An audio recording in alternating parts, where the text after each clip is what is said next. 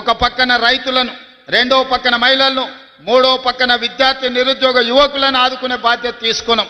అందుకే 10 సంవత్సరాలు వాళ్ళు నియామకాలు చేపట్టకపోతే వాళ్ళు ఇంట్లో ఉన్నోళ్ళందరికీ వాళ్ళు ఉద్యోగాలు ఇచ్చుకున్నారు.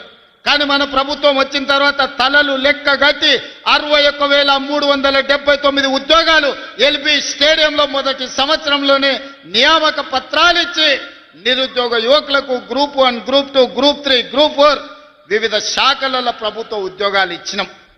ఇంకా 40,000 ఉద్యోగాలు ఇవ్వడానికి ప్రయత్నాలు జరుగుతున్నాయి. తొందరలోనే నోటిఫికేషన్లు ఇచ్చే బాధ్యత నాది. పోటీ పరీక్షలకు పోటీ పడండి. ఊర్లలో సర్పంచ్లను, వార్డు మెంబర్లను చదువుకున్న యువకులకు సమయం వృధా చేసుకోకండి. రాజకీయాలు ఎప్పుడు ఉంటాయి. నువ్వు ఇంకా 60,000 ఉద్యోగాలు అంటున్నావు రేవంతనా?